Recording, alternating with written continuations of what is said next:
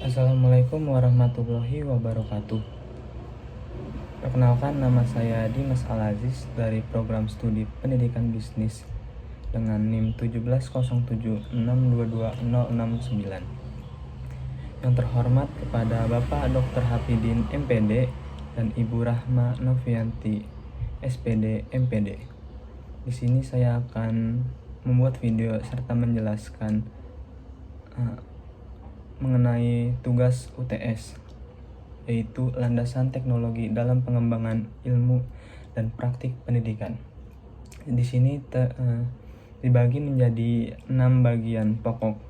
Yang pertama itu ada pengertian landasan teknologi pendidikan.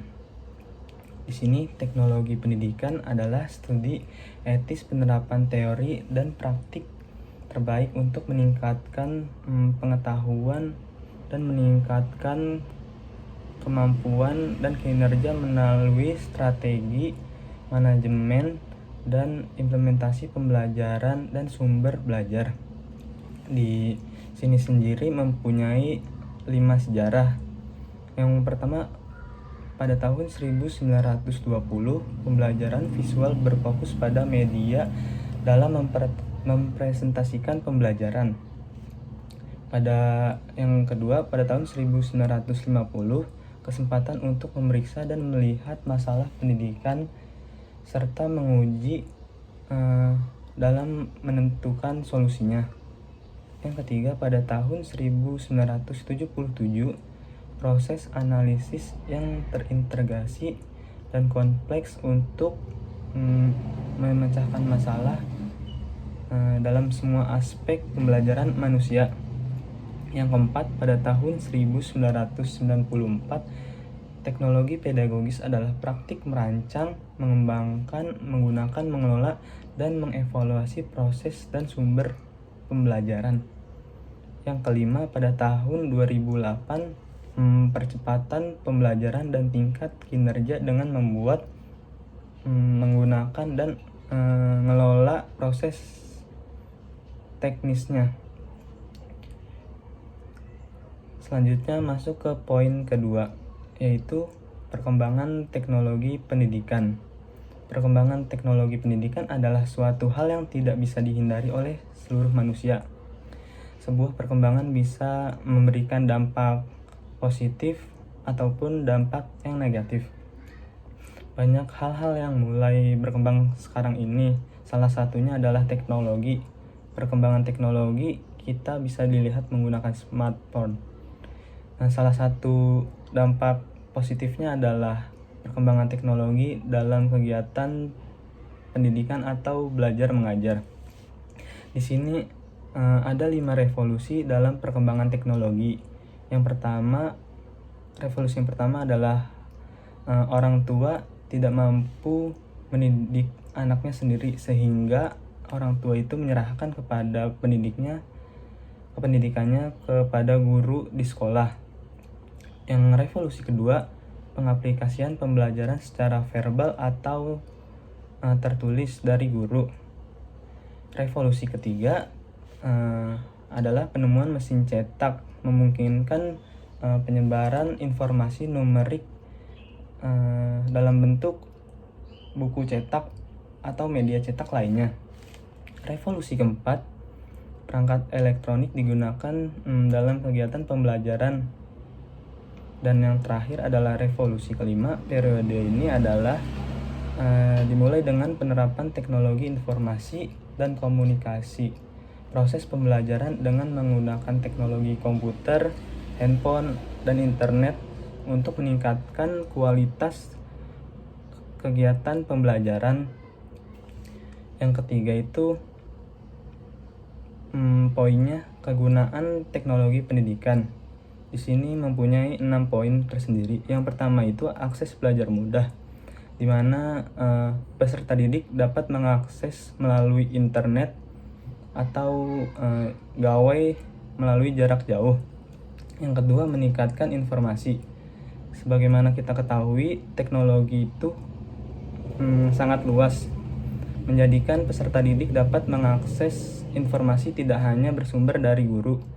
Yang ketiga itu pembelajaran jarak jauh, dimana sekarang ini yang kita kenal dengan Google Meet, Zoom, pembelajaran sudah bisa dimulai dari rumah.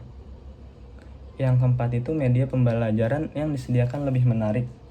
Yang dimaksudnya itu adalah dulu guru mengajarkan melalui buku cetak, LKS, dan lainnya. Sekarang bisa menggunakan gadget kayak e-book dan lainnya. Yang kelima, meningkatkan cara berpikir siswa, di mana siswa dituntut untuk lebih aktif dan lebih produktif dalam pembelajaran. Dan yang terakhir, keenam, perkembangan bahan pengajaran, di mana perkembangan bahan ajaran ini lebih banyak dan lebih menarik daripada sebelumnya. Yang keempat itu ada pengaruh penerapan teknologi pendidikan. Dampak penerapan teknologi pendidikan terhadap desain kurikulum itu memiliki 3 pengaruhnya. Yang pertama itu ada tujuan dan keanekaragaman program dalam kurikulum. Yang kedua, materi memuat tema yang sangat esensial dan strategis untuk mempermudah pemahaman bagi peserta didik. Yang ketiga itu ada proses implementasi kurikulum, mencangkup ketentuan hal-hal yang penting saja. Yang kelima itu ada pengembangan ilmu.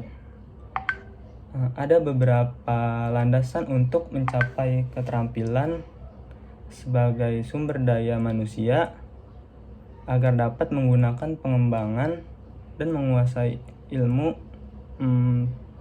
teknologi. Itu ada 5. Yang pertama itu perkembangan ilmu pengetahuan dan teknologi secara efektif dan dinamisme. Yang kedua, kesiapan ilmu pengetahuan dan teknologi ditunjukkan untuk meningkatkan kualitas hidup dari segi pendidikan. Yang ketiga itu ada perkembangan ilmu pengetahuan dan teknologi yang selaras dengan nilai-nilai agama, sosial, geografis, dan lainnya. Dan yang terakhir, keempat, perkembangan ilmu pengetahuan dan teknologi harus mampu dicangkup oleh sumber daya kita. Dan yang terakhir ada poin ke-6, yaitu penerapan teknologi pendidikan di Indonesia. Teknologi pendidikan biasanya diartikan sebagai penerapan teknologi di dalam kegiatan pendidikan.